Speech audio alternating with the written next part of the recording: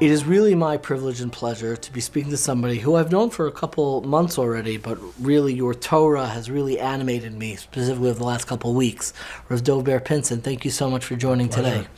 So I wanted to talk about the concept of Teshuva. We start every year talking about Teshuva, and we have this childlike conception of chuva, which is taking your lists of what's right and what's wrong and squaring up our lives to see how many, points, checklists, I'm doing this wrong, but I'd like to submit and really hear your thoughts and reflect on this particular moment and what Teshuva means, particularly in the aftermath of these world-changing events we see antisemitism coming, we see divisiveness within the Jewish community. And I sometimes feel like the normal lens that we have for Teshuva is very insufficient in moments like this because it presupposes that we have the right checklist. And I want to begin by asking you, in a moment like this, how do you think we should, if at all, be reframing what it means to do Teshuva? It's a very good question. Chazal say, the sages say that the word va'ata and now, va'ata lashon chuva. When the Torah says va'ata now, this moment, that's chuva. So this can be multiple things. It doesn't mean that every moment you should do chuva. A person should be always in a state of chuva. But it also means to be in the moment, to be fully present in the moment. What's occurring in the moment is part of the process of chuva. In order for a person to do chuva, you have to also know what is happening right now in your life as an individual and life as a collective. And when we understand what is happening in the very present moment, we can understand what we're trying to achieve. So, because a lot of times we have a certain, like you say, presupposed ideas or different notions that we have. So, we're saying tshuva is, a year ago tshuva meant this for me, because I was in this state of my life, and tshuva meant a certain type of return to the way I was then. But if you're now new, and every moment we're new, because we're constantly evolving at every single moment, we have to always ask ourselves, what is in the present moment? What is the things that is the issues? And what is tshuva for? And what's the type of tshuva? And I think there's two ways how to do this. In a classic, like more Kabbalistic or language of the Zohar, there's something that's called tshuva tata, the lower level of tshuva, and there's something called tshuva ilah, which is the higher level of tshuva. Tshuva tata, the lower level of tshuva, is when you deal with details. Like you'll say, okay, I did this wrong or that wrong, I messed up here, I was misaligned here, let me try to realign myself. And you're dealing with details. And that's one way of doing things. Tshuva ilah is really to think about what is the cause that's causing all these misalignments. If a person says, let's say an example. Let's say a person says, I'm when I'm davening, when I'm praying, I can't focus my attention. My mind is all scattered. Okay, that's a possibility that people suffer with this. And then they say, but if I look about things, if I'm really honest with myself and I think, and so what am I thinking about when I'm trying to daven? I'm thinking about interpersonal relationships, or I'm thinking about money. Let's say, okay, we'll do an example. Then you'll find that when you're thinking about money, let's say if money is an issue to you, that you're thinking about it, that when you're thinking about money, you can think about it for 20 hours straight. So what is it really telling you? It's telling you that money is more important than davening. That's what really, the machshava zar, this foreign thought that keeps on popping up into your mind, is telling you what is important to you. Like, I really care about this more than that. That's why I'm struggling with these things. So when you talk about tshuva, what we're trying to really do is trying to get to the essence of the issue. What is the reason why I'm acting misaligned? If I'm acting out, let's say, to my child or to my spouse or towards my community in a certain way and it's negative and I feel like I'm being judgmental or angry and I'm losing my temper, whatever it is that negative thing is, tshuva means to ask yourself, what is the root source of this behavior? Not just to fix the actual behavior itself, because that's, like you say, it's just fixing details, but it's not really dealing with the real issue. But really to find out what is the depth of what's going on. And that's where tshuva occurs. So tshuva, in its big definition, is it's like a recalibration, like a reorientation, to reorient yourself in a correct way. And since there's these huge, titanic shifts that are happening in this world, especially in the Jewish world, and I think in the Western world as a whole, Western civilization as we know it is going to shift dramatically in the next 20, 30 years. and democracies and everything. The whole world is shifting in very strong ways. Jews are a center part of that, at least in our dialogue, in our conversation. We always have to think that way, and it's true in our lives. We have to think, what does it mean? What does it mean to be a Jew in the 21st century today? What does it mean to be a Jew if you're in exile in the diaspora, if you're living outside of Israel? What does it mean to be a Jew in the diaspora? I don't know if that's a good word, but what Sure. to be there.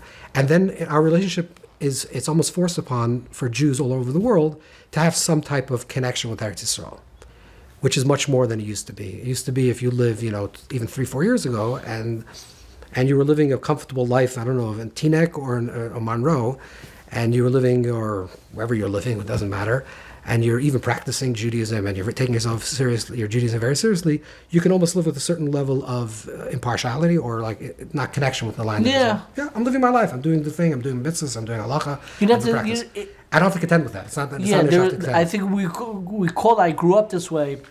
It's like non-Zionism. I'm not anti. I'm not for. Exactly. It's I not didn't an grow issue. up- yeah. Yeah, I don't really think about it. It's not really an issue. Maybe I go visit Israel once in a while. I have friends there, family. I go there, but I don't have a real, theological relationship. Correct. I have there's nothing. state, That doesn't mean anything to me. Yeah. Right, exactly. But I think now Jews, it's certainly for secular Jews, this is quote unquote, I don't want to say secular Jews, but Jews that are less practicing, in actual halakha, like spiritual practice, Jewish practice, I think it's much more pronounced. So I want to ask this more bluntly, where you're going.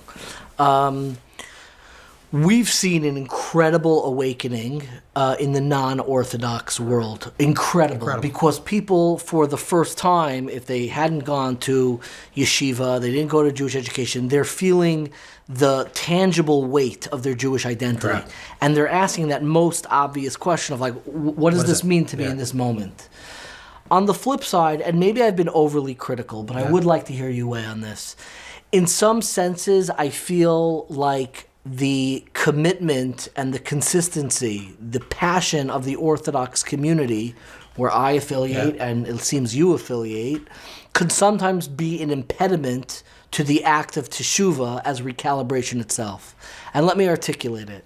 What I'm seeing is that when you start with a blank slate and you have this awakening, I never thought about my Jewish identity. You start with this blank, beautiful canvas. It's empty, right. Or it does not as much writing on it. There's not as much voices from the past, chirping in your ear how to make sense of a moment. So it'll start from scratch. Maybe it's a little bit later in life, but you can do something very beautiful. The Orthodox community is not waking up to a blank slate about what the meaning of Jewish identity is. We are carrying a approach to our Yiddishkeit that predates the United States of America. Sure. You could date it, we would like to say we date back to Har Sinai, to Sinai.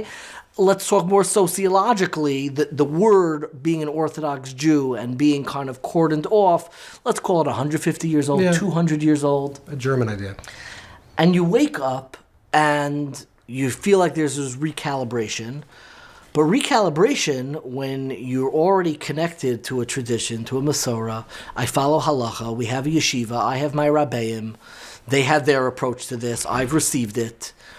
What do you see as the recalibration that is even needed, if at all, specifically in the Orthodox one? I want to use specifically the word Orthodox. I got it. We're a community that, even if maybe the press doesn't always pick up on it, we punch above our weight class in a lot of ways, is the influence that you could have. Right. We're educated, we're very Jewishly literate.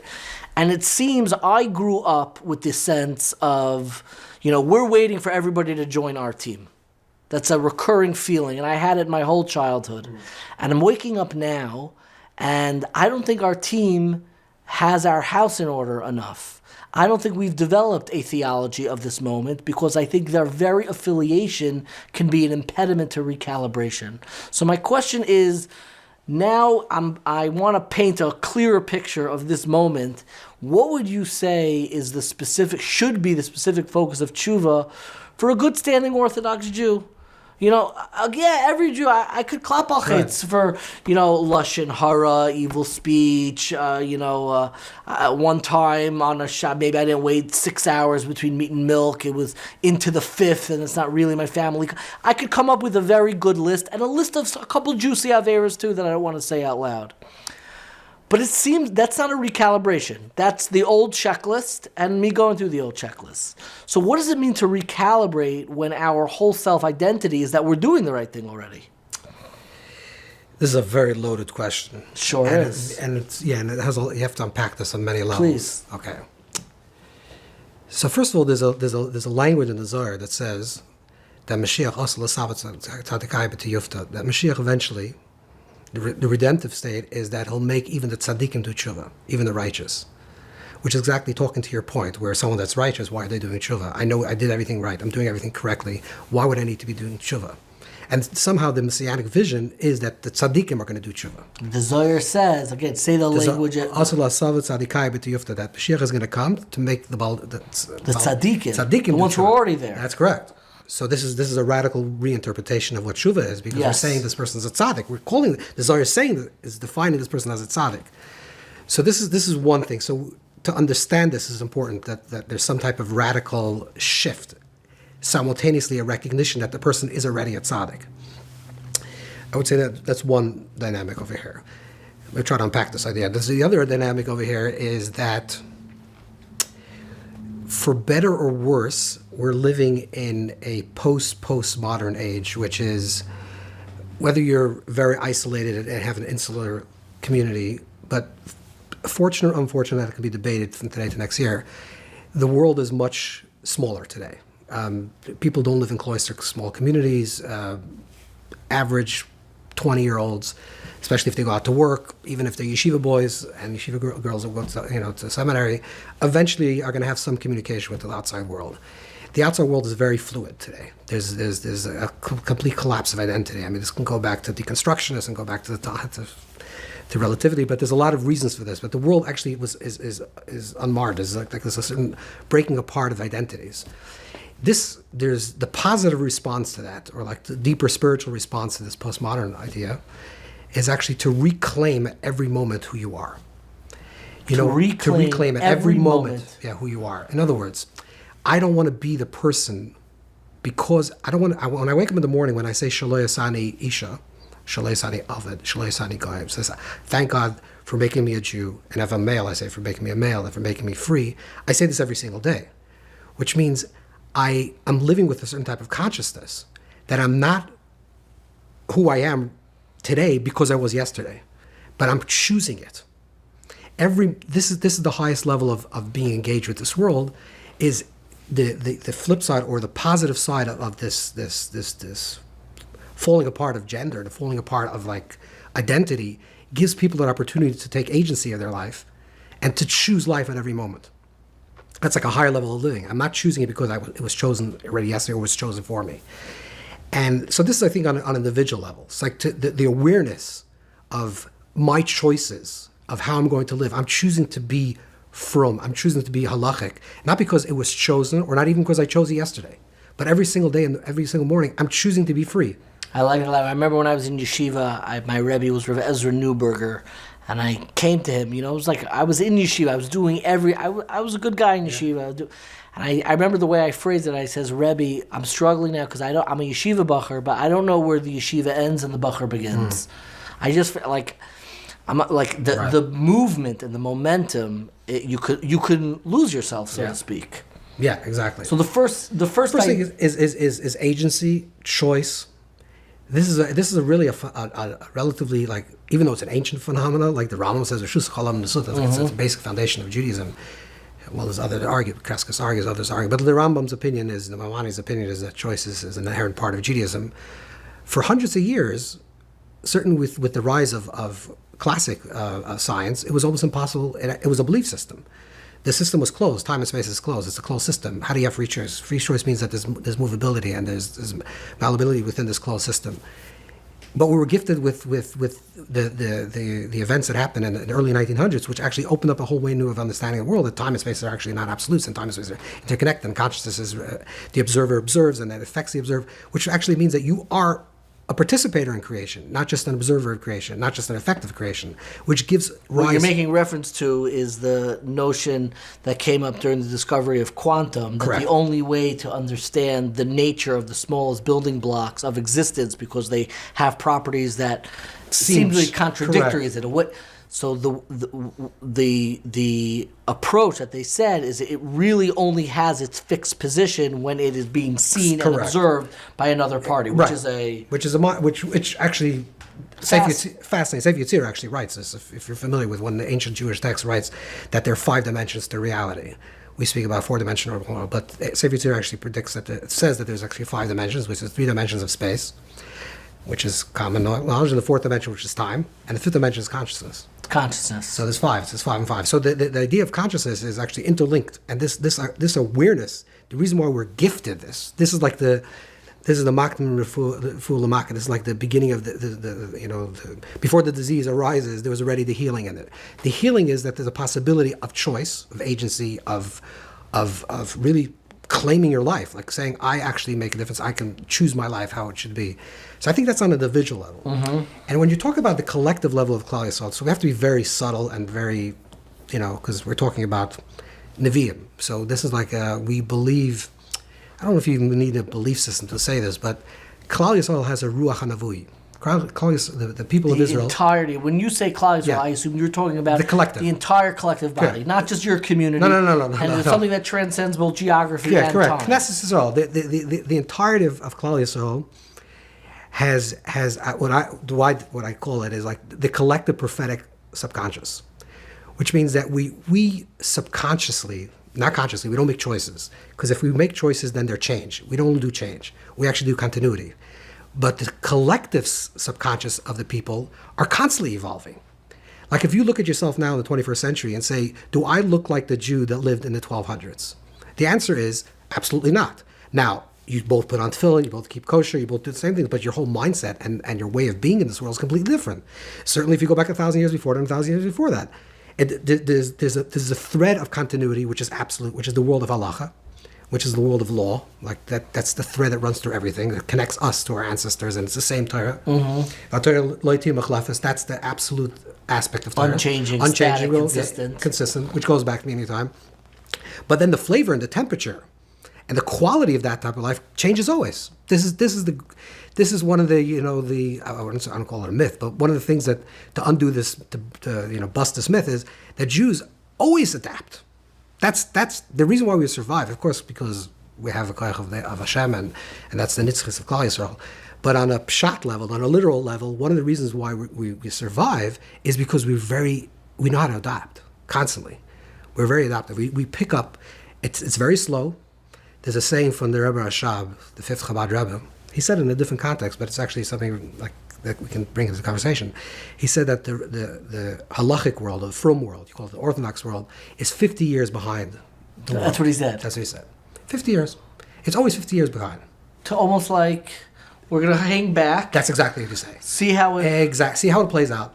But not consciously choose, okay, this is a good, this we're going to adopt it, adopt that. And we're not going to do that, because then if it's conscious, the individuals of Klal Yisrael, the individuals of the collective could be Rishoyim. I mean, Chas Shalom, I should say Rishoyim, but could be misaligned and miscorrected. The collective is the prophetic vision. So we have to follow the collective, not the individual. If someone comes along and says, I'm going to do a revolution because this is a new way of doing things, and that's the way it's going to be, you dismiss that's dismissed. We don't do revolutions in Yiddishkeit.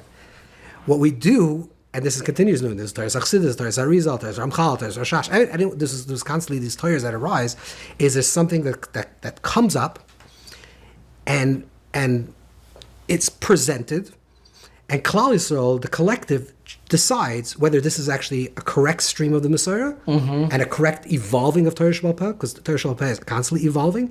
Is this a chiddush? This is a novelty that is Missinai, or it's a chiddush from your boy, from your stomach, like it's stupidity, and not the individuals are not choosing this. It's the collective that chooses. Correct, and this is the way it's so interesting. This is the way the tradition has kind of always worked, because once we no longer had a top-down certainty, which is from the prophetic era, correct. And it's only bottom-up, we're Correct. in the collective. But the difficulty that emerges from this is that you never have certainty in real time. What you're saying is actually correct. Which is actually correct, because the functioning of Torah Sheba'al Peh, of the oral tradition, which is the exile tradition, is time, is man, Correct. versus space. But Space is the written Torah, which is correct. static. Static. This is it. This is the land. In the land, this is the Torah that we receive. These are prophets that we have. Yeah, and the Rambam points out, just for our listeners, that the Rambam, he just shares the acronym, but so many kind of develop it, that the acronym for the 6 orders of the Mishnah, yeah, exactly, right, form the words Zra, Moed, Nashim, Nezikim, Kachim, Taharos, form the term Zman Nakat as an acronym, meaning choosing time. Correct. And time unfolds. Yes. So I will know tomorrow what it's going to bring tomorrow, but I'm in the process. Time is process oriented, and space is immediacy. But here's the interesting thing that's happening to Klal Yisrael. For whatever reason, and this is already a theological conversation. The fact is that Roiv Minyan and Binyan, a large majority, and soon it's going to be a bigger majority of Klal Yisrael, live in a particular land. What that land represents, and if it's a schal digul, not a schal, okay, that's another conversation, and that's. But the reality is, this is the reality. The reality is that there are physical people living in a physical space. So it's changing our consciousness, because we're no longer in the Zman time any longer. Now all of a sudden we're back into space, and space is immediate. So the way I think is what's happening in the world is, information is also becoming much more immediate. It used to be, especially now with the AI, everything's going to be sped up like a trillion times. What took processes of hundreds of years to develop, even in medicine and in science and development, is going to be instantaneously. Within the next 2-3 years, everything's going to be instantaneous, which means the world is speeding up. That is a sign of what's happening in a microcosm for Klal Yisrael, that we're in the immediacy of space. That's why it's the emergence of prophecy. That's like the eventual emergence of prophecy, which is the immediacy. So now we have to think. Klal Yisrael is doing this. I'm not saying not as individuals. Klal Yisrael will think, because the ruach hanavui, the prophetic, that internal prophetic instinct that we carry is in tune to this. Will understand the immediacy of the issues that has to be presented immediately, not over time. So you're understand? So I do. So it's actually, you're saying, because we don't really know what to do in the moment, because it's Zman, it's unfolding. Yes. Like if you lived in the times of Baal Shem Tov, and you're a regular Jew and you want to know, is Baal Shem Tov, is it a correct version? Exactly. Or not? I don't know. Right? I don't know. Who's right? Who's right? The Vilna. Exactly. So you have to wait. You have to wait. You have to wait. You have to wait. And I think we have some debates like that are unfolding. That's correct. But I think as we're moving closer to a messianic time, which is back into space, things are going to move much more quickly. I can't tell you how it works because we're not there. But I feel it in my kishkas. I don't know if that's the right word. Yeah. That your own individual my own intuition. individual intuition that this is actually happening. There's an emergence of the immediacy of revelation. But I want you to come back to the question of, and again, I love Yiddishkeit and I love the Orthodox community and I love our approach, but I'm very worried about it. I'm worried because it cultivates so much commitment and so much passion, you can become attached to not the underlying values, but like the packaging and how it appears. And it can be much harder to let go of. And I find it dispiriting, even keeping in mind what you're saying, which is I have no idea, me, David Beshevkin, if my thoughts are right or wrong. I honestly don't know. Mm-hmm.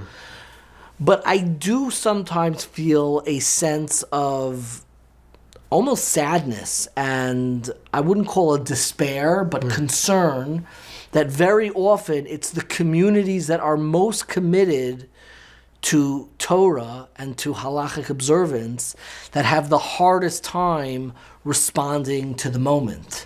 And the flip side of that, which is partially could be true, right? That could be an observation, that this tremendous creativity that's coming also from that same place. Some of the contemporary creative people that are writing Torah, that are teaching Torah, some of the creative ones are coming from the inside of that world. Sure. So now it may be expressed in certain jargon and certain ways of writing that it doesn't appear to be. I don't want to call it a revolution because that's antithetical to what I'm trying to say, because it's a revolution from within. So it's like it's an organic revolution. That's a great word. So I think you're seeing that, and I think that the main reason why not to be despaired, in my opinion, is because Klal Yisrael is okay. Klal Yisrael is okay. We've always been okay. Throughout all of our history, we figured it out. And we've always moved into the right directions. Sometimes it took a little longer, sometimes a little shorter. I think things are starting to speed up. Maybe it's because you're you're older than me, you're at a different stage in life, and you've had experiences with really, I mean, you sat by the Lubavitcher Rebbe and you've been exposed to more, but it does affect me specifically when I look at the more typical establishment leadership. Let's say you look at the yeshiva world, which has never been stronger. There's never been a point in Jewish history, and to me, I feel like the way I see it is it looks like a train that is barreling down the tracks, but all of its momentum is from a push and from the engine that's been gone for 50 years. And what frightens me is that the community that is most representative, both internally and externally, to Torah, seems to have like the hardest time really processing and negotiating with like the speed of this change. And I'm not saying like get on board, but I'm trying to understand the vision of people who live within the inside. You're not on a remote island or in a cave. Right. You interact. You see this farm. You see the Torah that's coming out, but you also hear the messaging that can come out from the most lofty of places. And whatever you agree, it's not because they don't share the same politics as me. It's not because yes, Zionism, not Zionism. It just feels like there's a stuckness and we're being powered on the strength of momentum. And that really frightens me. But David, I mean, it's a very good observation. I think you're right. But if you know Jewish history, right? This is not the first time this happened in Jewish history. We've put into a certain rhythm, pushed a certain thing forward, pushed it for a few hundred years, and then something arose differently that completely shifted the whole thing. This happened, and it generally happens, I mean, if you go back in Jewish history, probably every 200-300 years this happens, where there's a certain momentum that starts, which a lot of engine, a lot of chayes, it puts the train onto its correct course, and then it starts losing steam, but it's just, like you say, it's just, going down the mountains, it's just picking up steam on its own, but not because there's no engine, there's no chayes in it. And eventually, a new thing emerges, and all of a sudden puts the train back on track, or puts the train with a lot of chayes. And that's historically that's happened. It happened in Andalus with that whole that more mystical, with the Rebbe Bechaya and Ibn Ezra and the Rambam. Then it ended, and then it's shifted into Catalonia, and then it went to the whole Rajba and the whole rising of Kabbalah, and then that ended, and then it migrated into Tzfas, and then there was a move. So Jewish history works that way. There's we're alive people. We're connected to the Elohim Chaim. You're asking the people who are not conscious about it. I think that's okay. I think that's good, actually. I think because if people make conscious decisions of that we're not living correctly and we have to self-correct, etc., a lot of times it comes muddied with a lot of wrong visions. There's a lot of incorrectness. We sort of have to allow it organically to evolve in order to be true, because we can't do this consciously. If you do this consciously, then it's maneuvered, and maybe it's ego-based, and bureaucratic. And there's bureaucratic, and it's top-down, and it's also, because I think this way doesn't mean you have to think that way, but the only way to actually have this conversation in a deep way is to somehow enter into our subconscious conversation. I think a lot of things that are happening when we start sharing bigger things in common, that's part of our subconscious. Like, What do you mean by that? So in other words, let's say a person is raised, let's say Satmar, or let's say Chabad or Litvish, and they're living in their community, and they're living their life, and it's beautiful. Everyone, Nara Pashta, everyone's living their beautiful life, serving Hashem, doing the right thing. But then something affects them that is affecting all three communities, which is not part of their conscious life, but it's something larger than them. I just use the word subconscious, but it's not. There's something bigger than them. And all of a sudden, they have to be in communication with each other. And it doesn't necessarily mean in communication that they have to sit down and dialogue with each other. It could be. Or just like some type of communication where there's a certain consensus that me and you are part of the same story. And therefore, there has to be some type of like resolution or some type of thing that has to come up. I think Jews, You say this happens in the secular Jews, it's for sure. This is a tremendous awakening since October 7th. I'm moved by it. I'm almost... It's huge, and I think there's a tremendous opportunity to do things. Like I think that the time is ripe that if people came with correct vision, you can change the whole landscape of Judaism in America. I mean, we can talk about online. I'm counting on it. Yeah, and it's happening. I hope so. Yeah, For Mr. real. Shem. Yeah, no, we'll talk offline. But there's a lot of ideas that and it's tremendous momentum. Jews are starving to do something, not just defensively, but offensively, to actually create something. And to do something spiritual. Yeah. No, not defense, not to fight Yeah. antisemitism because antisemitism, but actually to really create A vision for Yiddishkeit in the that future. can encompass Correct. the entirety of the Jewish people. Yes, and people are really thinking about this, and people are ready to put billions of dollars towards this, and it's actually a real thing, and there's real money and real people that is going to happen. I'm super Make sure enthusiastic. you give them my business card. I will, Mr. Shem. But I think also the frum world and the Haredi world, the more insular world, is waking up to a reality. Now you can't. It sometimes starts with the peripheral because that's where a lot of times things change. You know, Baal Shem Tov. You use the Baal Shem Tov as an example. The first Talmidim of the Baal Shem Tov, in Poland. In the 1700s or 1700s, which is the golden era of Jews in Poland, in the greater Polish Empire, there were 10 basic families. There were 10 prominent families. They were all rich and all had the money. The Lurias, the Horowitzes, the Margolias. Yeah, we have, they publish the actual tax records from the time when we see where the Baal Shem Tov lived. Correct. And his stipend. And his stipend that he got. So what I'm saying is, like, originally the Baal Shem, the Talmidim of Baal Shem, the original Talmidim of Baal Shem. 10 people. But they were not from the major influential families. They were from the peripheral. They weren't the Horowitzes and the Shapiros and those big prominent families. Well, all the Rabbanim came from them. Then eventually, a Horowitz fell in the Chayzen Lublin, the Pinchas Vakaritz. Eventually, because the peripheral was such a big light there, and people were became the establishment. And that became the establishment. All the Chassidish Rebbes, the first Chassidish Rebbes, like in the second, third generation, were all from these established families. And I think that's the way new ideas circulate and percolate and evolve. There's a tremendous thirst on the peripheral in the very Haredi communities for something that's deep. People are searching for this. People are searching for something that's authentic, and something that's real, and something that's deep and meaningful. Sincere and deep, and something that's really talks to them in this moment. People are also realizing for the first time that they have to understand the relationship with Eretz Yisrael, what that means. I'm not talking about, again, non-Zionist. Not what party you're supporting. Correct, nothing to do with that. Actually has to do with... What does this mean? What does it mean that we actually are people that have that nationhood, that we're not just any Sol Uma El B'Torah, which is our Sag wrote in the 900s. That pause, because that's a very important line. It's a crucial line that very often when I have these conversations, I had that conversation like this online where I was having a dialogue with somebody who I respect and admire a lot. We see the world very differently. Lives in Lakewood. His name is Eli. And when I was saying that we need to articulate a new vision for Yiddishkeit that can reach the entirety of the Jewish people, that anybody with the Jewish identity entitles you to something.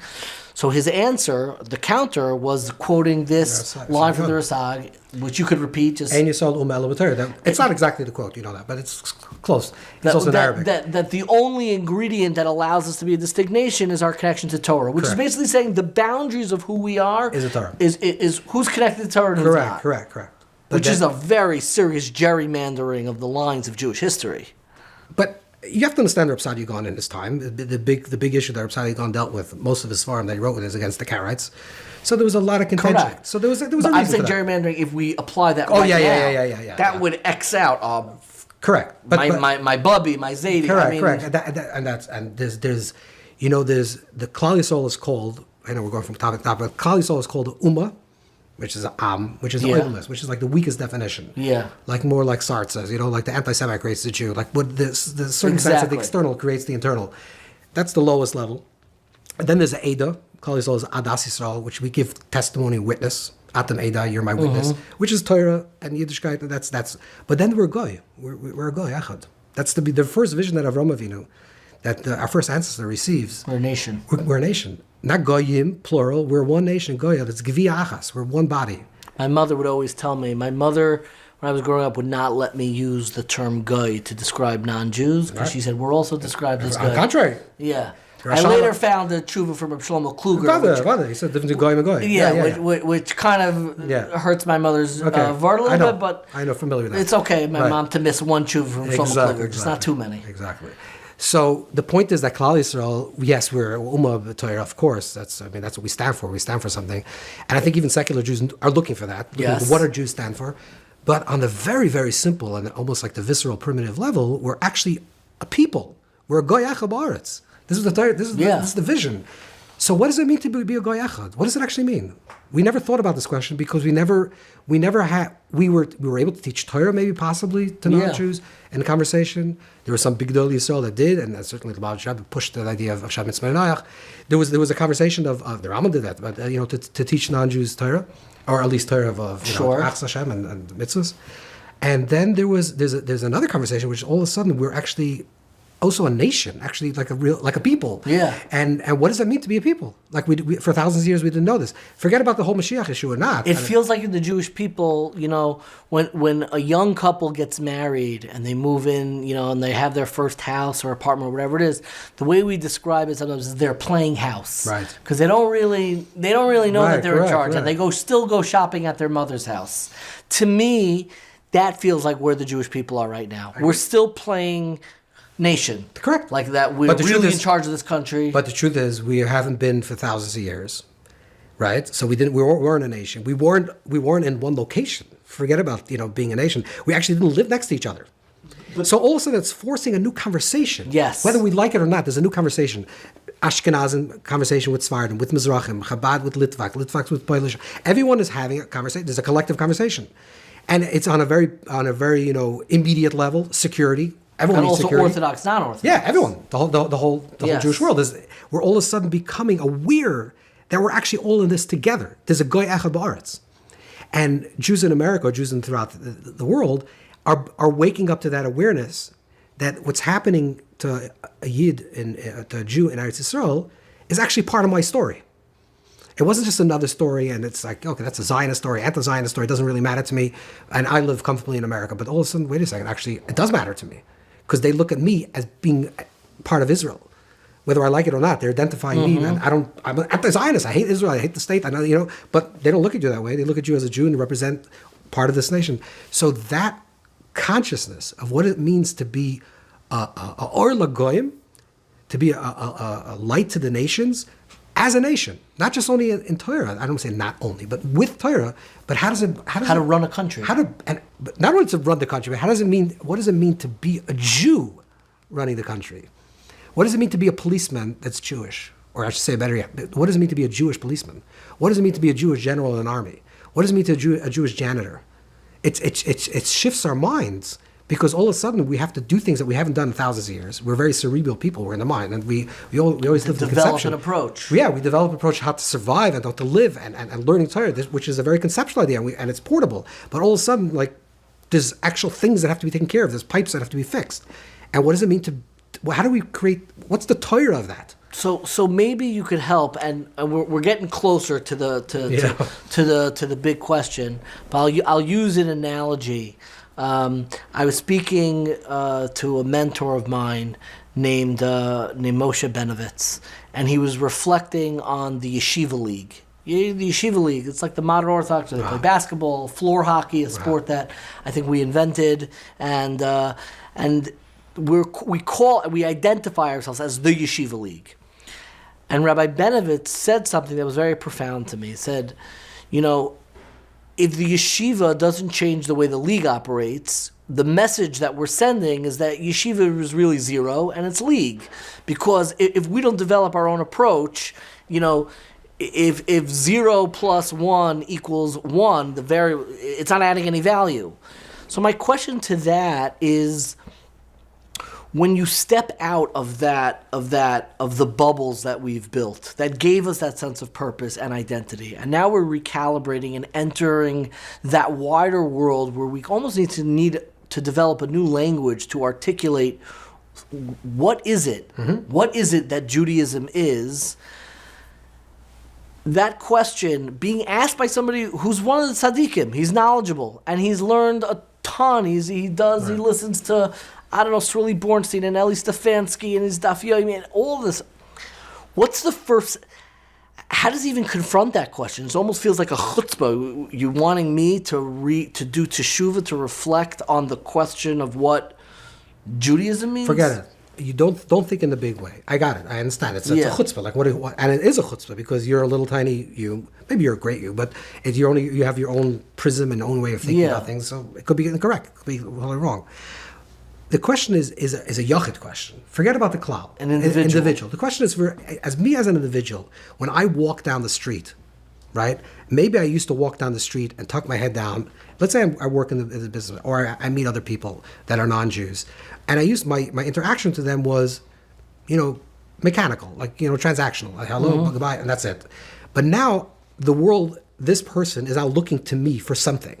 They're looking to me to say either you're a good person, you stand for righteousness, you stand for God, what you hate. You're standing for something. You have to engage the person now, and you have to, even just being courteous and being, walking in the street and smiling to other people, saying hello, getting in a taxi and asking the guy his name, just being a mensch is part of this newer communication that Jews that lived in very isolated communities.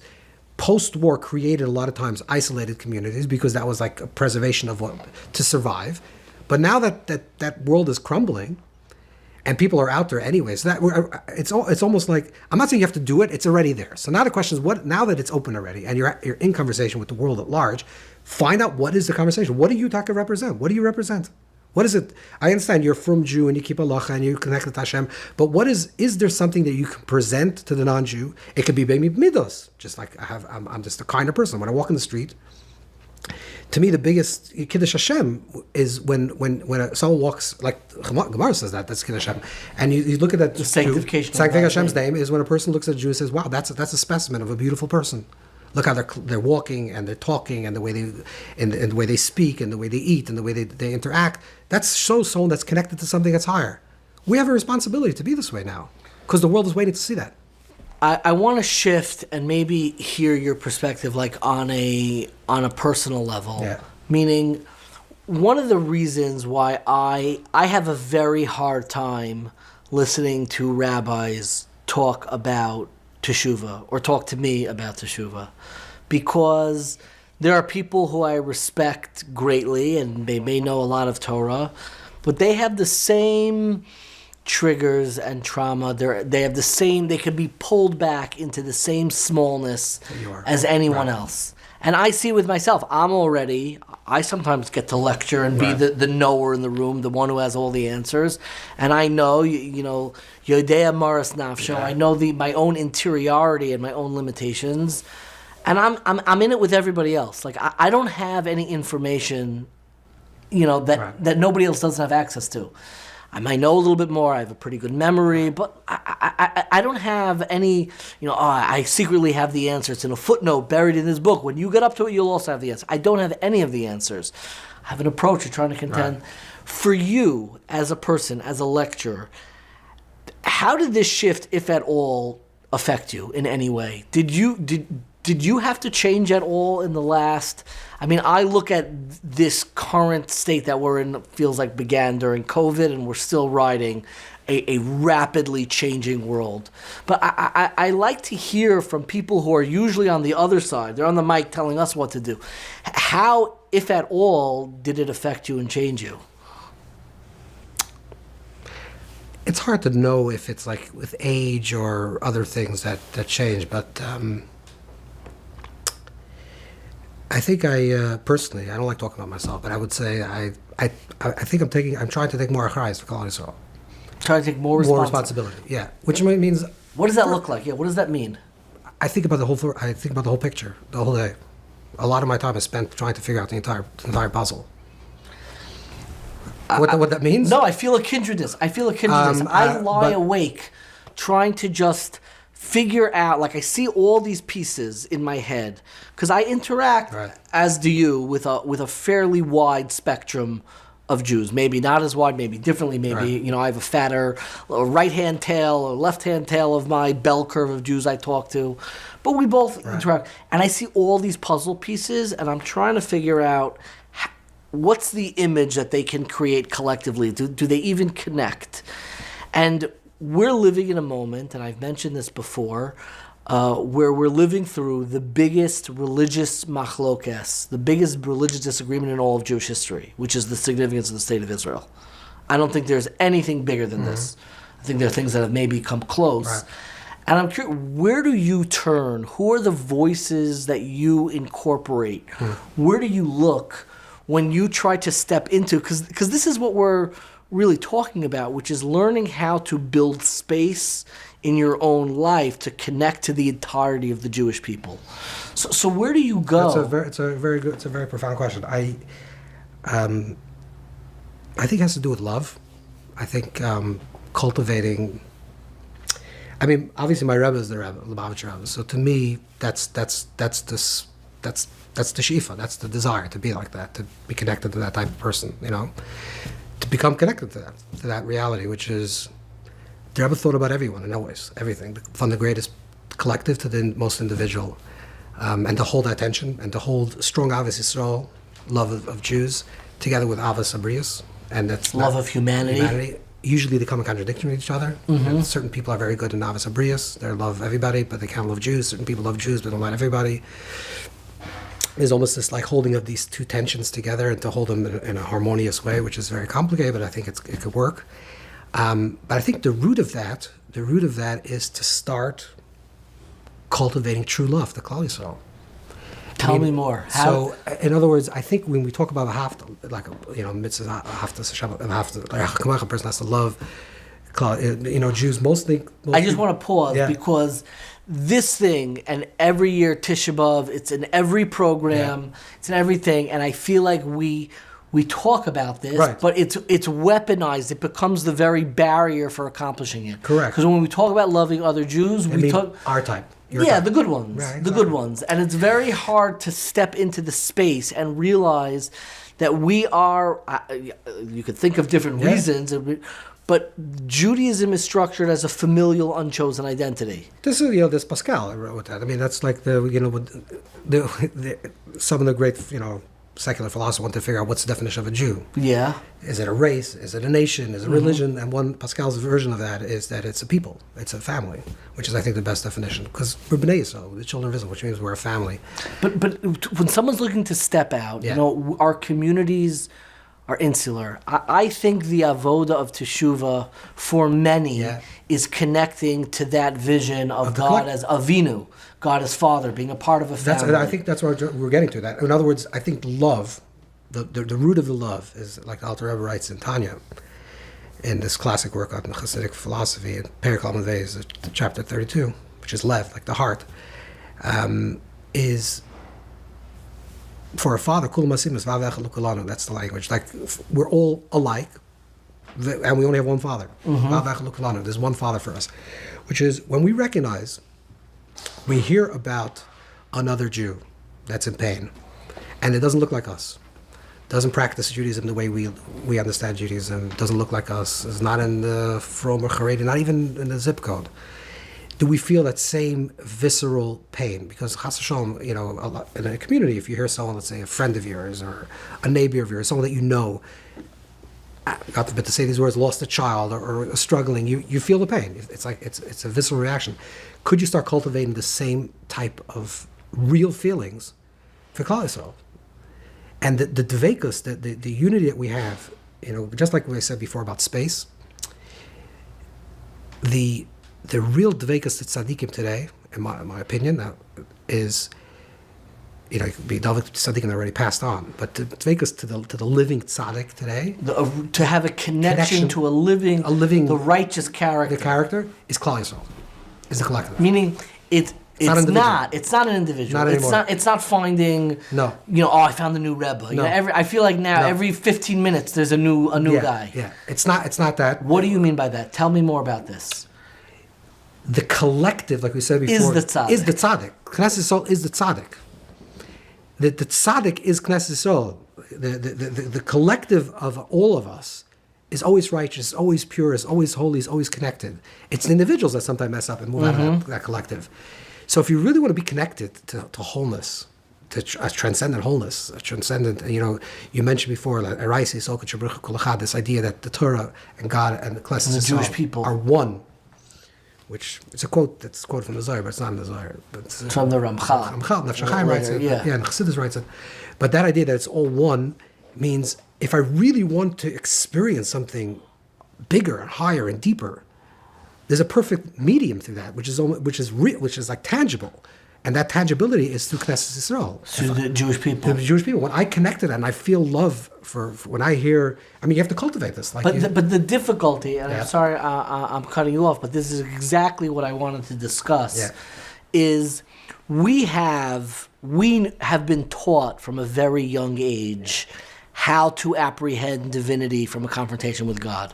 We call it davening, Shachar Mincha Ma'ariv, the remnant of what we have from the prophetic experience. We have that in davening. We also do a marvelous job Torah. in the Jewish system of how to connect and how to learn Torah. I mean, you look at your walls. This is different approaches and different styles and different areas. We got something for everybody. The question is, we've never really been taught, and there's never been, so to speak, an analytical approach for how one extracts divinity from connecting to the Jewish people. That's a very, So, yeah, go finish it. I'm sorry. Yeah. so my question almost is if you were teaching somebody the term we use in the yeshiva world is like a derech halimud. There's a way that you approach Talmud. There's a way that you approach the siddur. We have a way that we teach a child how to daven. You start with Maida'ani, the blessing you make in the morning, and then, maybe you start with the first blessing of the Amidav, Shemona Esrei. You don't do the whole thing and slowly work up to it. And we also have an approach to how we deal with Torah. And, you don't start right away with the Talmud. We never really developed, and as far as I know, no one ever really Developed an approach, a system. How do you extract, how do you fall in love with the Jewish people? That's a very, very good question. I would say two things. First of all, you said there's a system, like there's a derech halimud, there's a way to learn. But you're a yeshiva bacher? Sure. When you were 10 years old, they threw you into Elam Mitzias, and they didn't tell you what is the Mishnah, what is the Gemara, who's Rashi, who's Tosfos, when they lived. To you, it was one big thing. They all lived at the same time. They're all having a conversation. Tosfos with Rashi, with Ravina Rashi. It was all one thing. Yeah. Sometimes the best way Just to to do correct things... you, it was fifth grade and Hakone. So Aquinas, okay. Aquinas, okay. Yeah. Some people start Aquinas and Elam Mitzias. I got credit to Rabbi Zucker. Okay, Aquinas is a little more sophisticated. Elam Mitzias is the more simple one.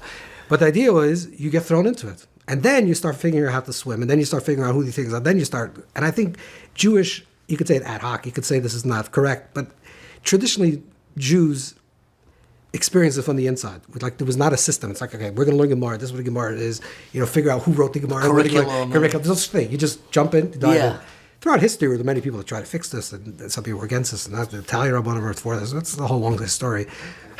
But generally, so the same thing also with Jews. You're right. There is no curriculum of how do you love Jews. But I would say jump in, which means start taking achrayas, taking responsibility for Jews that don't look like you. That's the first thing. You walk down the street, you want to go, the Chabad route, you want to put on tefillin with people, even Gevaldik, but even not that, even before that. You have a Jew that's working, that's a contemporary, that's working with you in the office. Befriend him. Before you leave, say good Shabbos. When you write him an email, write Baruch Hashem. This is one of the shtick that I do. I get top executives to write Baruch Hashem in their emails. Yeah? Like top people. Why? Because I write Baruch Hashem. And every single thing that I write, I always write Baruch Hashem. And they always ask, what is that? Hi, Mr. Jeff. So I tell them it's that. So they start writing. They think that's if you're Jewish, that's what you have to do. You have to write Baruch Hashem. I like that. I'm always worried it comes off a little condescending. I mean it so sincerely. Yeah. Any Jew I'm on the phone with, if it's past Wednesday, I always wish them good Shabbos. That's it. That's exactly what I'm saying. In other words, Jews are starving for this. They're waiting to have that conversation. When you leave the office and it's Friday and you're leaving early because it's Shabbos and there's a Jew that's working there, tell the person good Shabbos. They'll just know that it's Shabbos. Now they'll know that you're part of the same thing. You're in the same league. It's not my league, your league. We're part of the same thing. We're one family. Okay, like a family. In a family, is everyone exactly the same? Everyone doing the same thing? Hopefully not. There's always the black sheep in the family. There's many different types of characters in the family. That's the beauty of the family. So recognize that we're part of one family and just start engaging other Jews just by presenting who you are in a very nice way and allow them to have that same response as well. And that's part of learning achrayas. I think the more Jews take achrayas, The Rebbe's vision, the Lubavitcher Rebbe's vision is for shlichus, that people should go on a shlichus and makar of Jews. But his ultimate vision, and he said this in the later years, was every Yid should be a shliach. Every Jew. If you know Aleph, teach Aleph. If you know Aleph, teach Aleph. If you're in the office and it's Shabbos, so say good Shabbos. That's what you know, say good Shabbos.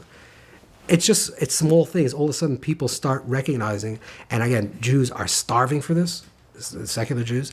It'll also cause some type of internal change, you say change in the Haredi community, where people start taking achrayus for non-Haredi Jews. And I'm not talking about kiruv even. Correct. You're not talking about a program, no, or not profession, a program, or a profession, livelihood. nothing. Just the way. Keep your job. Keep your job. Do your thing. Exactly. Just engage. And then becomes part of the bigger conversation, which is that the world is also waiting for Jews to say what they are. No one's telling the world what are Jews. There's a lot of news about Jews and a lot of noise about Jews, but there's no one Jew that says, this is what we are, this is what we believe in, this is what we stand for, this is our vision. Why aren't we doing that? And you'll say that Christ and the cloud. Forget about the cloud, forget about the collective. I'm talking about you as an individual. You walk into the office, you walk with the yarmulke, say what that is. The reason why I wear this cap is to remind me that there's a year to be Yir Shemaim. Okay, now I know what you stand for. You stand for God, you stand for something that's higher. Just say it. Let's start expressing our vision. When we talk about Or Lagoyim, A is in the Goyacha Baretz. That you talk about chuva. This is the chuva. This is the chuva that's where, whether we're conscious or unconscious. There's Soif Yisrael Lasas Chuva. Right? At the end of the day, we were given a promise that we're all the arc of history is long, exactly, but it bends towards Teshuva. Exactly. The arc of history paraphrase Martin Luther King Jr. Correct. The arc of history is moving towards return. It means everyone, the collectives, everyone's going to get there. We have to make sure, as individuals, that we're part of that process. So let's participate in that process. We're going to say everyone's going to get back into tshuva. Everyone's going to get to that place. So why don't we take achrayus? Why don't we take responsibility to be part of that conversation, both within Klal Yisrael, within Knesset Yisrael, and within the world at large? And I think when you talk about antisemitism, you talk about negativity, you talk about all these things. These are nonsense, because that's the details. That's not the root of the problem. The root of the problem is, on the bigger level, is that Jews are not respecting themselves. They're not saying what they believe, and they're not showing who they are. I'm going to tell you something strange. You're not going to believe me, but I have witnesses. I travel to Europe often, at least 2 or 3 times a year. I walk like this in the streets. Everyone says, "You walk like this in Europe?" I said, "Yeah, why don't I? I wish I walked like put on a baseball cap." I walk like this, yeah. They'll never tell. They'll never tell. So I never, ever, ever, not once, had an anti-Semitic slur said against me. Ever. I never had an anti-Semitic incident. Ever. Your whole life? My whole life. Never. Not in France, not in Amsterdam, not in England. Never. Last in the winter, I went with a bunch of Jews. We went to the Amalfi Coast. It was like a retreat. And then we went to the people wanted to go see the coast, So I said, okay, I'll go. I'll come. My wife said, I'll go. I said, you're going to go like this? I said, what should I go like? Yeah, I'm going to go like this. He said, no, it's a problem. Cut punch in a baseball hat. Yeah, I said, there's anti-Semitic. He says, you watch, I'm not going to have one anti-Semitic act. So I went. My wife was there, and a bunch of people, everyone was standing around. We get out of this van, and right away, an Italian guy comes running over and starts.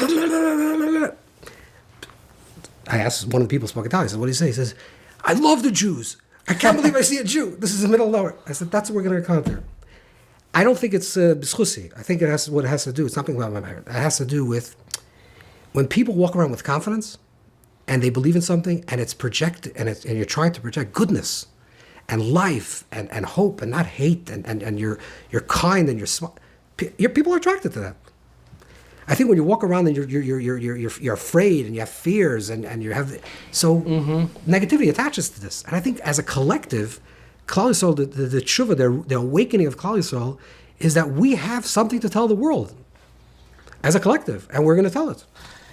I know, and I have another line of questioning that I want to get to, but we've left on this for a moment. I have my own thoughts on it, but I very much want to hear yours. How would you articulate to somebody what are we supposed to remind the world of? How do you understand what is? Jews are structured very interestingly as opposed to other religions.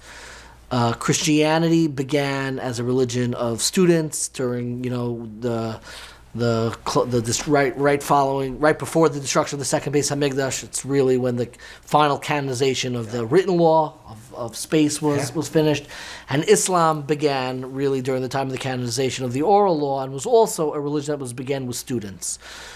Judaism was structured familially, which is both a advantage and a disadvantage. It's an advantage because we have this immutability and we can never change. It's a disadvantage because we're stuck with not the good ones. Let's just be me and my buddies, and we're the good ones. We're the ones who have it right. Everyone to the left of me is crazy and is an ignoramus. Right. Everyone to the right of me is a fanatic and is the worst. So it'll just be me. But we're not structured that way, which is like it kind of muddles the messaging in a way. Where like what happened there? If God wanted it to just be about our performance of Torah and mitzvos, there could have been a very easy solution to how to do this. The only people who should be considered Jewish, according to halacha, are ones who keep it. So when I'm almost asking for what are we reminder of, given the fact that we are not a meritocracy. We're not structured like a meritocracy. When you structure a religion with students, so you could pick which students are part of the religion, who's in, who's out. We structure it in a way where you're born into it. How do you understand the mission of Judaism to ourselves and the world, given that we are deliberately structured in a way that is not based on how righteous we are? In other words, it's not a choice. Correct. It's like the great irony of we always call ourselves the chosen people. Right. Well, we're not chosen. Yeah. We don't have choice. This is it's an important question, but when we talk about the Jew, right, as the collective, the Jew represents, this is what the prophets say, I'm not saying this, what the Nevi'im say, right? The prophets say this. The Jew represents the eternal hope of civilization. That there is a divine thread that runs through, that history unfolds in a certain way, that there's progress, that there's movement. The Jew, that we're moving towards something. This whole idea of linear time, for example, the ancient people, because that's they lived in nature, everything was cyclical time, because that's the rhythm of the seasons. The Jew is the first one to introduce linear time. Linear time means that there's a past, and there was a creation, and there's a revelation, and then there's a redemption, which means that history unfolds, and we're moving towards something. This Jewish people is God's, to use certain type of language, is like God's eternal people. Knesset is the nitzchias of Kadosh Baruch Hu. It's like the eternity of Hashem's presence in this world. We are the witness to divinity in this world. And what's divinity? Divinity means every person is born with a divine tzelem Elokim. Every person that has in the quality, image of God, has purpose. Individuals matter. This idea of a collective, people in the ancient world, certainly, but even today, people are, it's another conversation, but the ancient people believe themselves as part of a collective, like a bee. Tribal. It's tribal. It's part of a collective. It's not about you. Yeah. It's a survival, not of an individual, the survival of the species. So, bee goes, I'm serious nefesh, self-sacrifice for the bear. It's not about and then eventually Jews introduced this idea of the individual, that the yachid, the individual, every person is born with the spark of God. Democracy, the whole idea of democracy is really a Jewish idea, that every person has a vote, every person matters. I loved exactly where you started. These are all, you're starting to list things the way that symbol of hope has been manifested in society. Right, so all these ideas, hope, progress, movement, linear individualities, all these big words is what we embody, whether we individually we're not. People are to your right, people are to the left, they're doing this wrong and that wrong, and you have a whole different conversation of why they're doing it wrong, and you're doing it right. But as Knesset Yisrael, this eternal body of people, this Goy Echad Ba'aretz, this one nation amongst many, is the revealing of that truth that holds through all of history. And where do you turn when you think about the theology of the Jew, the articulation that you just said? where do you find that? What not like, I'm not asking you for a source sheet. I'm just curious, like, what was in your heart when you came up with that formulation? Was there a verse in? Was there something in the Rebbe said? I'm curious where you're coming from that you went to there immediately. It's very moving because I had asked you, why are we structured so immutability, and you went immediately to hope, which is an idea that I actually wrote about. It's very beautiful. The whole notion of being able to have hope means that you could never be completely lost. So we're based on this immutable identity, which I always found very beautiful, that in the second paragraph of Aleinu, which is this closing prayer that we say always at the end of all of the Shachris, Mincha, Ma'ariv 3 times a day. The second paragraph is all about hope, called Al Kain Nekava, therefore we hope.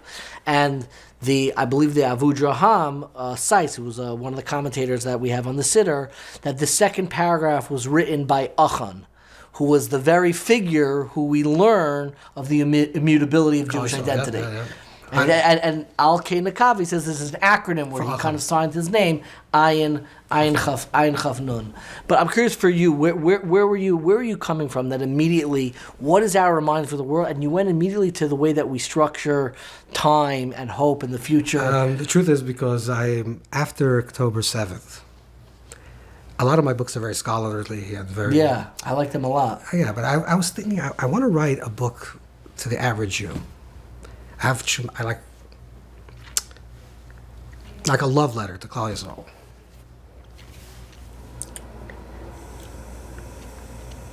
I was thinking, what am I going to write? I'm going to write about the high ideas, big ideas. Lumdus, what am I going to write? History, what am I going to write? Kabbalah. Yeah, what am I going to write? And I sat down. It has not been written, but I started writing because I just had this big chukka to write this big desire to write it. And that's what came out.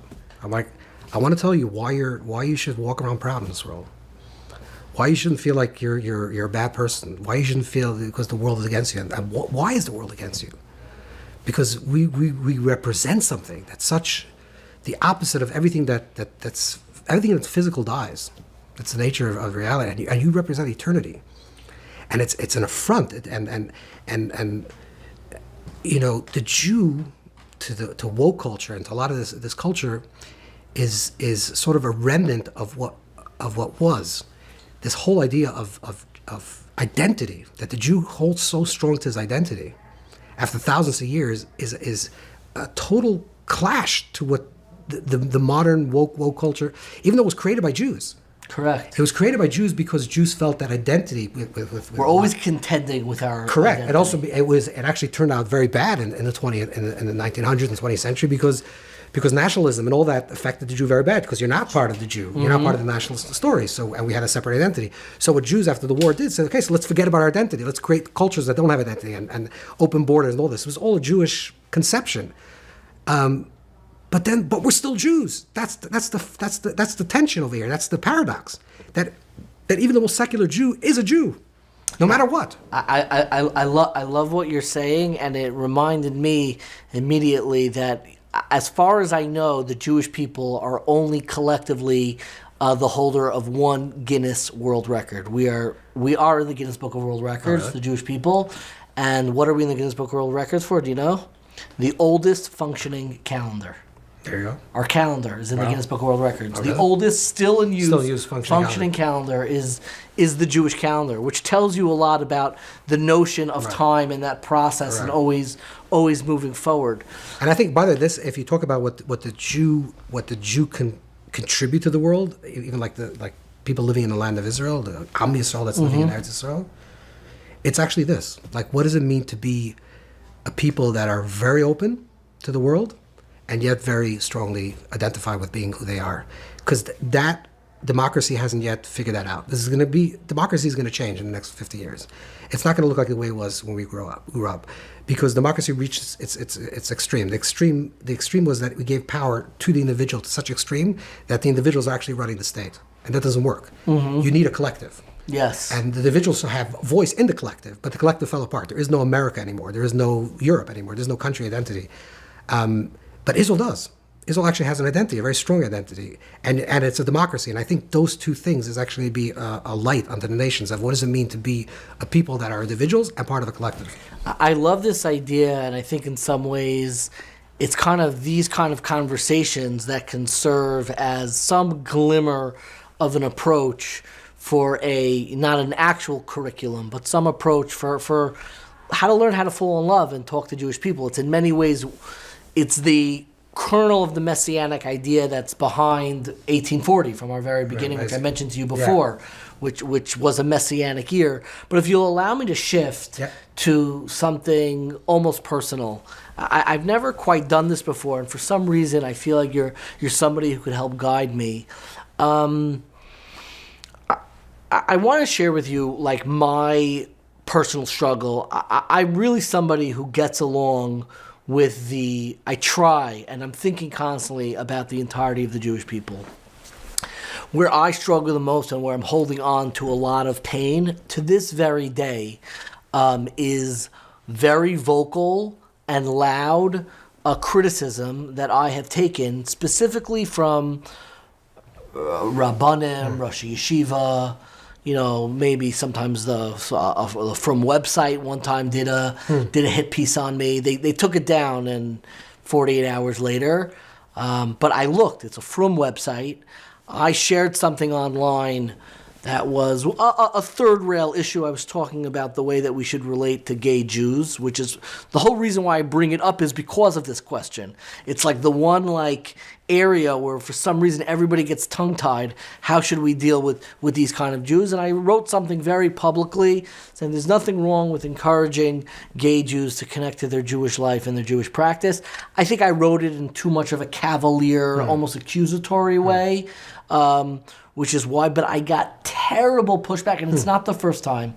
I have WhatsApp messages from Rabbanim that I still try to respect, telling me that what you're doing is terrible. You're tearing down the whole binyan. There are Rabbanim who won't even sit with me. And it pains me because I am driven by this question. How do we teach people to fall in love with the Jewish people? And there's an element of the Jewish people in whose eyes I feel very unloved. And I still carry it, and that negativity could come out. And the reason why I bring this up is not to work through my therapy and my issues. The reason why I bring this up is because I think most people, when they're honest, the pain that they're carrying in terms of feeling seen by the Jewish people and why they feel, sometimes, right, like, I don't like the community, and, they talk about it like there's some cabal entity, but the pain that they're carrying is carrying from the very real establishment, very real living Rabbanim, the magazines, outlets that, put their thumb on the scale for the type of Yiddishkeit they want to center and promote, and people who are trying to recalibrate or try to poke a window for a new way of thinking can be villainized in the ugliest way. It hurt my faith that I read the comment section. What is it? From Jews writing on a website of a Jew that I know that they've never met me and who've had their knives sharpened out for me for years, and they were rejoicing. I think we got him. He's for sure going to get fired now. He's for sure out of the community now, and it pained me. I'm like, what do I represent in your hurt that I became the avatar of and the ugliest thing. So in one sense, maybe you're doing something right if it can evoke that type of emotion. But I'm asking from a personal level because I don't think I'm alone in this. I think there are a lot of people who are carrying the judgment that they got from the knower class, the people who have all the answers, whether, they're featured on the cover of the From magazines or they're the ones, and they receive what you're doing is wrong. You are a bad person. I've been told I'm a bad person by I wouldn't say the most hush of people in the world, but people who have real followings. I've been told what you're doing is wrong. You are wrong, and it's really hard for me. And in the one sense, I can't be a heresy of my own life. I can't deny my own life, and I have to at some point trust my intuition. I check, I have a relationship with my spouse and my children and my parents. I'm not a pariah, but you can sometimes be made to feel that way. I'm curious, like, how do you work through that? You operate in this space. You know other. I feel like you do a good job protecting of yourself and not stepping into the critical fray. But there's no question at this moment, and if you deny it, I wouldn't believe you. There are a lot of Rabbanim who are afraid of this. They're afraid of getting criticized. They're afraid of stepping into the line of fire. I'll step onto a podcast. You know what they're going to say. You know what they're going to do. You know the criticism I'm going to get. So everyone's in the corner. And then there are yokels like me who are sitting out there, in their bathing suit, just absorbing shots, not from the Jews we're trying to reach, from the establishment, from chashuv people, and they'll say the ugliest things, ugly things. And I struggle with contending with this. That's the part of negativity that I'm still holding, and I have no idea how to let go of it. Wow. Every year that I think I've let go of it, it comes back and haunt me, and it's very strange. I'll tell you this is true, and I really want to hear your thoughts on this. Multiple years, the trigger starts Erev Yom Kippur, 2 days before Yom, somebody chews into me. I've gotten a call from a kollel member who on Erev Yom Kippur called me up and said, you gave a lecture when you were here. It was terrible. Erev Kippur. And he called me Erev Yom Kippur to hash it out. I never got an apology from him, never heard an I'm sorry. I still see these people out and about. Some of them have websites, some of them have their own platforms. They're out and about, and I'm just like, it affected my faith in Judaism. That it's coming from the top, and that it can be weaponized in such a way that you look at somebody who's just, I'm mama's trying, and I'm trying to do good things. I know I miss, like everybody misses, but the bite, when the community bites you back, it's like in Eicha, when God is described as both the sanctuary and the pursuer. I feel that way sometimes, and I don't think I'm alone. I hear you. There's a lot to Sure there is. I think.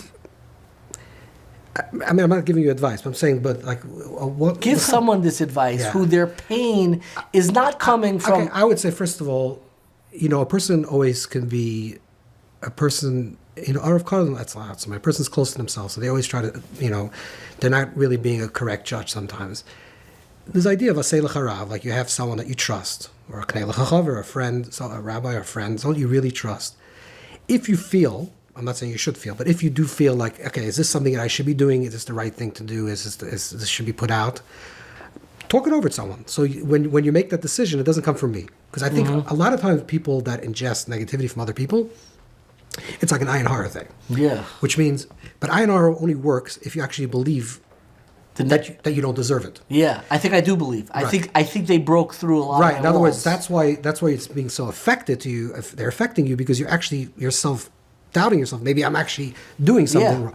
Right. So that's why 100%. Right. Very good. Yes. So I think what the way to make sure that doesn't happen is you have someone that you actually speak to, this certain Rav or someone that you respect, and this person has a good understanding who you are, what you're trying to do, and the world at large. Or someone that's connected to your vision, and you run it by, and you say, okay, this is what the podcast, this thing that I want to do, this is the thing that I want to write. Do you think it's okay? It's not okay. So you're not personal. If this person gives an okay, then all of a sudden you say, like, okay, that's. We actually set that up. Okay, but that will actually work internally for yourself because you'll feel that certain. For sure. Like for me, a lot of it is like, okay, my Rebbe is the Rebbe, the Lubavitcher Rebbe. He did things that are not necessarily, a lot of from Jews didn't agree with what he did. And to be honest, he was pained by it. I know this for a fact, is that there was times that he really felt hurt. From the criticism. There was once a. How do you know that? I know the story. Someone told me the story that it happened to him. The person repeated the story over to someone that I heard the story.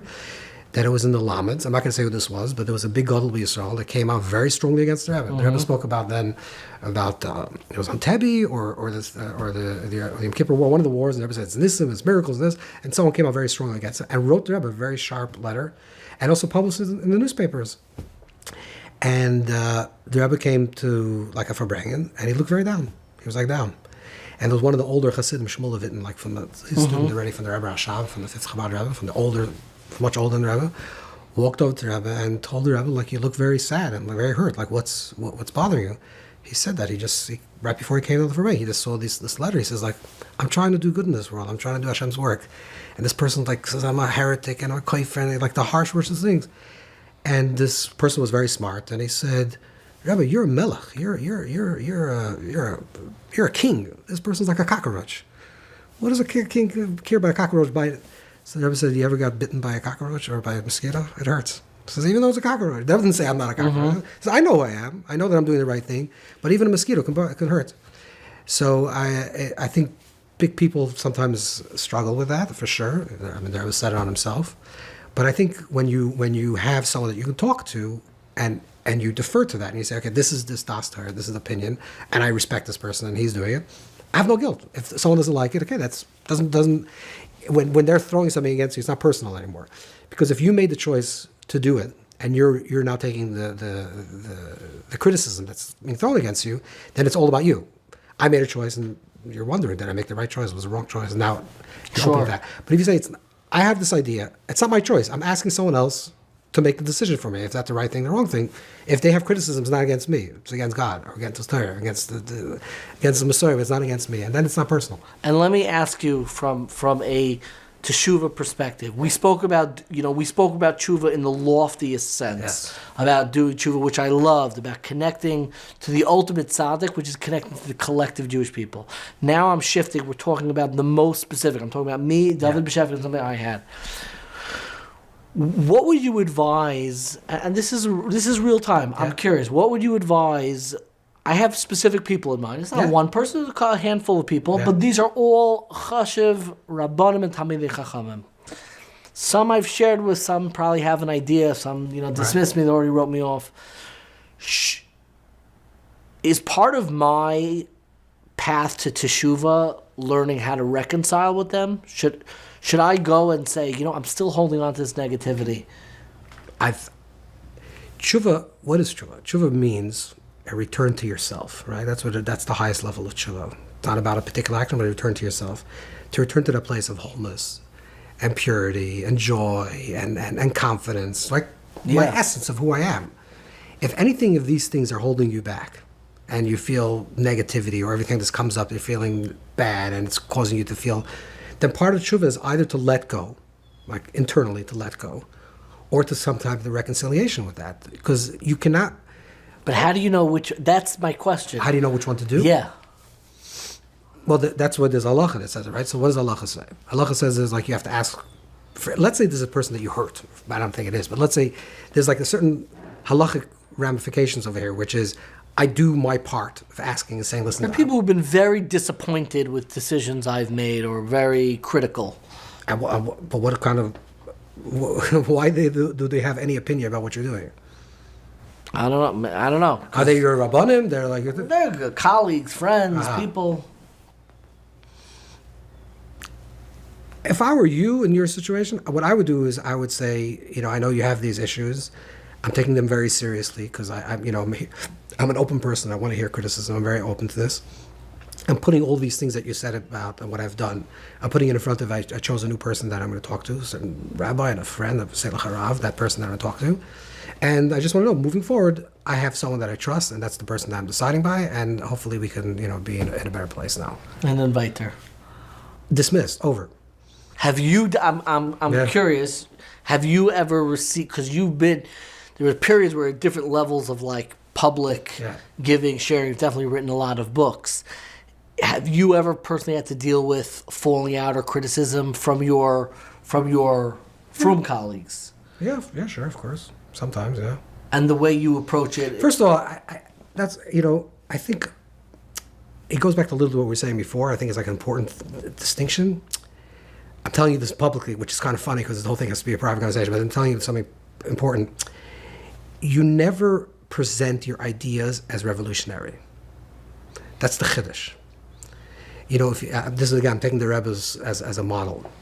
The Rebbe always said on himself that he's just repeating everything from himself. I have nothing to say. From his father-in-law. From the father-in-law. I'm saying from the previous generation. He called his father-in-law the Nasi, right. the So Rebbe. I'm nothing. I'm just repeating everything. But everything he said is new. But the way to actually disarm people, I know I shouldn't be saying this publicly, but the way to disarm people is to do that. Now the Rebbe did not. Do you think the Rebbe was conscious? No, that's what I'm saying. I don't think it was a con. I think the Rebbe was a humble, very humble person. I think he really believed that. But I think that's where creativity does come from. Like creativity comes from humility because it's coming through you. It's not from you. Like real creativity. So I think when you're being creative and you're humble enough to say like, okay, these are the big teachers that came before me. These are all the tzaddikim. This is the Messiah, and it's coming through me. I'm just putting it in different words. I'm changing around the words. I think that it's niskabel. I think it's easier digested when a person says. That's why I don't like when the conversation we're having about changing things and recalibrating the collective and what's going to happen with the frum world. I think it's not a good conversation because that in itself doesn't allow for anything to move forward. Because when people hear that conversation, it's like, oh, whoa. Yeah, you're trying to change and everything. And the truth is, everything is beautiful and everything is good. And people are doing mitzvahs and doing. I understand that.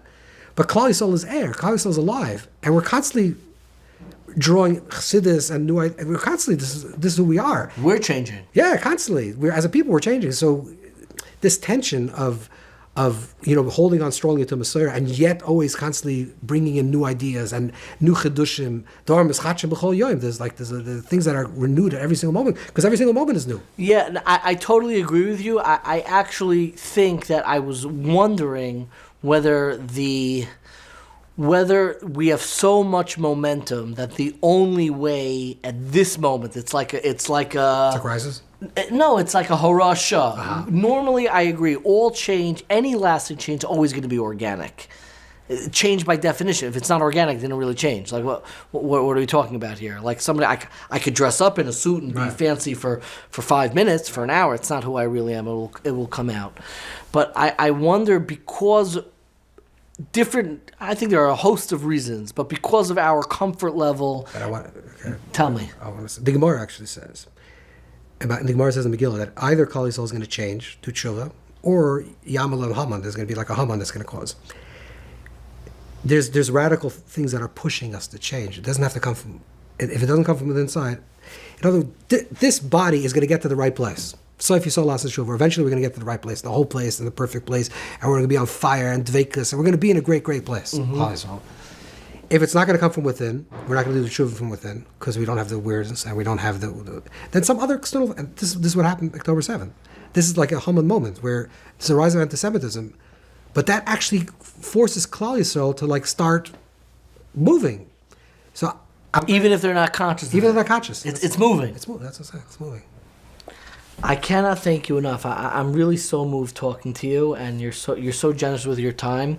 I always end my interviews with more. By the way, I didn't realize that your podcast is so radical. I didn't chop. Maybe I wouldn't have gotten to your podcast. Oh, I don't want to make you nervous. I don't want to make you nervous. You're like, David, the people are like, I didn't know this. You're fine. I never heard any of your podcasts. David, I trust you. So. You're gonna plausible deniability. I promise. I'll say the whole thing.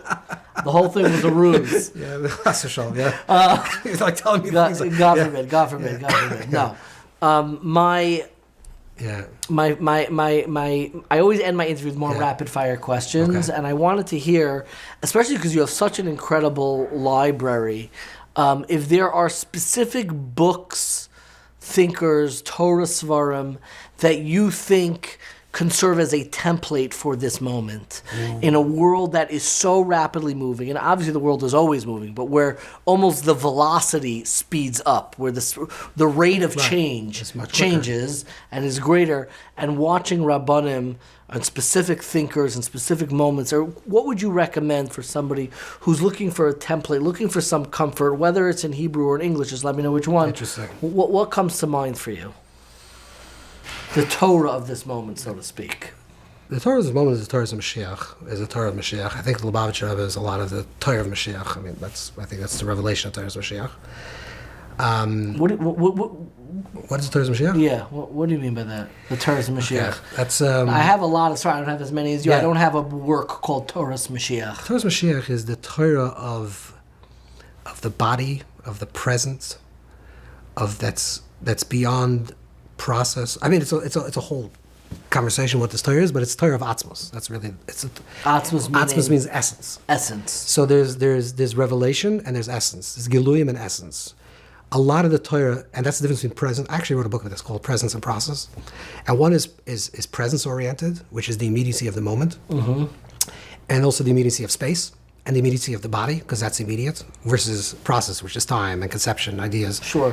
A lot of the Torah that we have throughout exile is a Torah of process. I'm talking about the Pnimius of Torah. Obviously, Gemara is also process, but a lot of the Machshava is connected to process, ideas that are floating and are evolving and developing.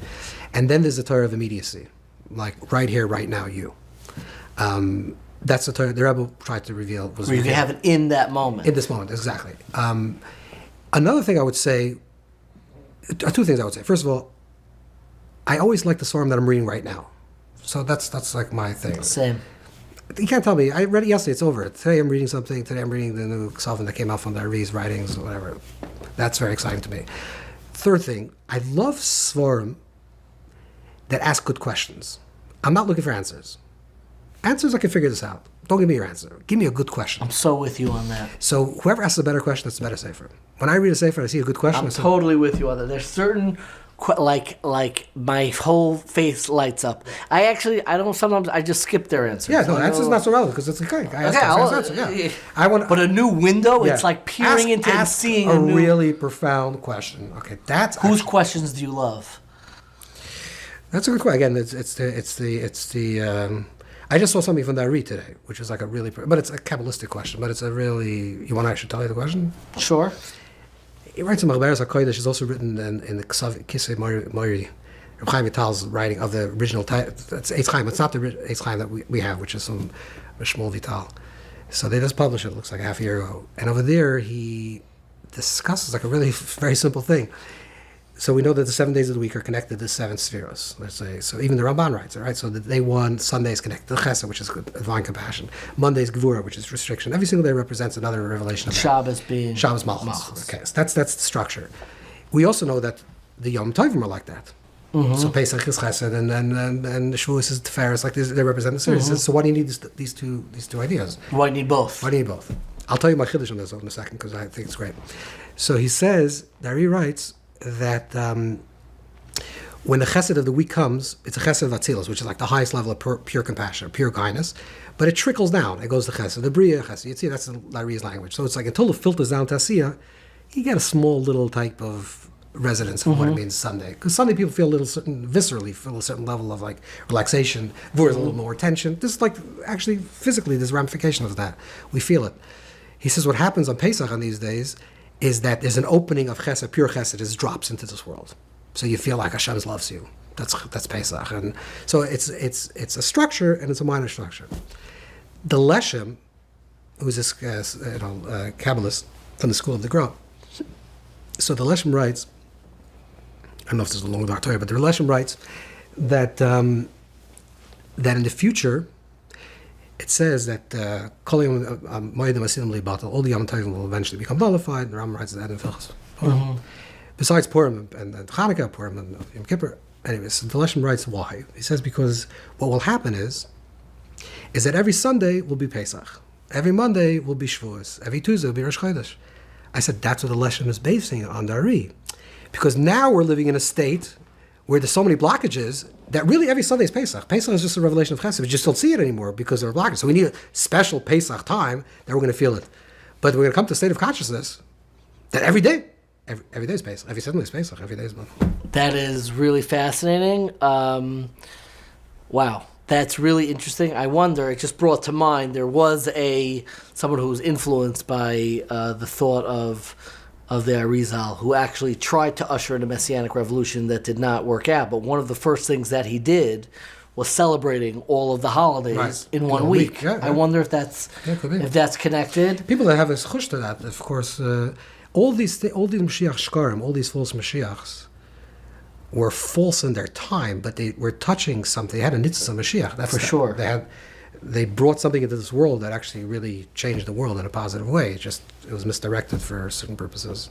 It's really remarkable. I know I'm in the middle of rapid fire questions. No, there are few people who so seamlessly integrate real esoteric wisdom like Kabbalah into their immediate processing of conversation and talk. And it's kind of remarkable that you do that. That like it doesn't just live in like text, but so much of it is like processed in the very way that you... I think it's not only that. I think it has to be processed in the body. Like you have to, whenever I learn something or I know something that's true on a very, macro level, and on a very spiritual level, and the cosmos is changing, the question I always ask, and this is important, is like, how does it really relate to me? Like, what does it mean in my personal life?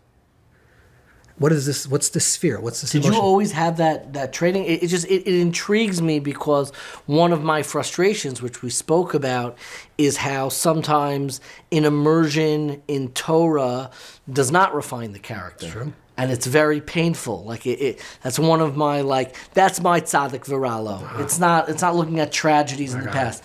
It's looking at how can it be that people, individuals, communities immersed in Torah do not create that sweetness and that welcomeness that we associate with it. And I'm curious for you, was that a conscious choice that so much of your learning is seems to be integrated, or you just had that personality before? It's a very good question. I never really spoke about this, but I'll tell you something very funny.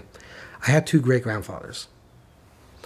Very, very, very chashuva great-grandfathers. They're both Talmidim of the Rebbe Rashab. So all my ancestors are Chabad, and they learned by the Rashab, which is very unusual. All of them. So one was called, I remember this as very clearly as a bacher when I had this. One was Avramela Plotkin, who's a big Gaon, Jewish genius. He's the only person that has smicha from the Rakachava, a written smicha. Oh, wow. Only person in the world. There's a smicha, the Rakachava wrote him smicha. He was very good friends with Cheska Bramsky. He was a big, big genius. This is your great-grandfather? Great-grandfather. Okay. The Rashab even wanted him for an Adam, for his daughter. He's a very big, big person. It's Adam Gadol. So he was a big Gaon, Nigla. Like he knew, Shas and Poskim was a big person. I had another great-grandfather called Zalman Moshe. He's the legend amongst Chabad because he's like the mashpia. You know what a mashpia is? Like the spiritual of all the mashpia. All the great mashpia in the last 50 years, 80 years were all his students. I play dumb and I try to translate everything, but okay, fine. So mashpia, I've heard. So if you ever heard of Mendel Futavaz of Rama, they're all students of Zalman Moshe. Zalman Moshe was the guy. Zalman Moshe was the. If I show you a picture of him, you'll understand why. Zalman Moshe was a complete, passionate person. Like, he davened with gaguyim, with crying and longing for 6-7 hours a day, every day, for his whole life. Your great-grandfather. He was Adam Gadol. He was a tzaddik. They ever wrote him tzaddik. That he's a tzaddik. He was Baruch HaKodesh. He was a real, real big person, but all heart. Everything was heart. Very emotional and powerful. And my other guy was all head. My second was Zalman Moshe used to learn Chassidus the whole day with his thumbnail, Samach Vav, which is the major text of the Rashab. For Samach Vav.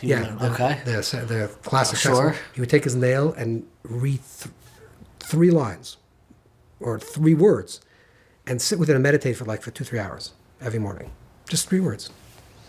Which means everything was internal, everything was inside. It wasn't cerebral, it wasn't intellectual. And I remember as a bacher, I remember where I was standing. I was thinking to myself I love Nigla. I love regular revealed Torah. Yeah, I love Shas and Poskim. I learn every single day Gemara. Lots of Gemara and Poskim. I have real attraction to this from that gene. Yeah. But I also love Kabbalah and Chassidus. It's a heart space. How do I bridge these 2 worlds? Yeah. And are they going to come in conflict with each other? And I remember as a bacher, I was thinking, where do I put my energy? Do I do it there or there? And that was something I don't know if I ever resolved, but in my mind as a young boy, you're I want to be able to really somehow to integrate these 2 types of people into myself. Personalities, and you do see it, and we don't know each other for that long, but I think I'm trying to do that. Yeah. My next question: if somebody gave you a great deal of money and allowed you to take a sabbatical with no responsibilities whatsoever, to go back to school to get a PhD, you have to study something to get a PhD. What do you think the subject and title of your dissertation would be? I'm going to tell you 2 things. First of all, I live my life as if someone gave me a lot of money. I could do whatever I want. Every day. I can do it. I can get up now and go to Hawaii if I want. That's the way I live my life. So that's another question, how I managed to do that. But I live my life this way. So whatever I'm writing that's what I want to write. If you tell me you can take a sabbatical and write, I would probably write what I'm writing right now. That's what I would do. The second question, but let's lead sort that was not true. I would say 90% is true, most of the times. The other question is, if there's anything in history I would love to study, I have a certain fascination because of some of my students and I told you this before, about the era of Jews, not in the Provence area, but more in other parts of France. Even like Gila Paris up until that time period, of Rottenburg, but a little earlier, to understand how Jews live. Because we know Ashkenazic Jews, which is German Jews. We know Sephardic Jews, which are from Spain. We know they're colorful. We know the foods they ate. We know the songs they love, or the poetry they have. We know their whole life. We know how they wrote and what they thought. And the Provence are showing them that more... The Baliatos wrote a certain way versus the Rishonim that lived there in Ban, they read a different way. We understand the whole sugya. But we don't know what happened to those French Jews who were violently pushed out of France. There was a fascinating time period, which we don't... Like, what was Rashi's life? Mm-hmm. Was he a vineyard? Did he own a vineyard? Did he not own a vineyard? Was he engaged with the world? Was he not engaged with the world? What was his temperament? I will have to really... I'm grandson of Rashi. I mean, a lot of people are, but... Mm-hmm. So I always have this like fascination of what French Jewry in the 1200s. Yeah. That's a great topic. My final question, I'm always curious about people's sleep schedules. What time do you go to sleep at night and what time do you wake up in the morning? I don't say this publicly, but I don't really sleep that much. You don't need that much sleep. You're one of the lucky ones. I worked on myself. I mean, it depends. After COVID, you learned a skill of like you don't need that much sleep? Yeah, of course. What do you mean? Yeah. I feel like I need more and more. No, so it depends. It depends. Before COVID, I had COVID like a few times. Before COVID, I would go to sleep like 4ish, and wake up 7:30, so it was 8. But yeah. Rav Ber Pinson, thank you so much. It really is a great privilege and pleasure speaking with me today. To speak to you, David.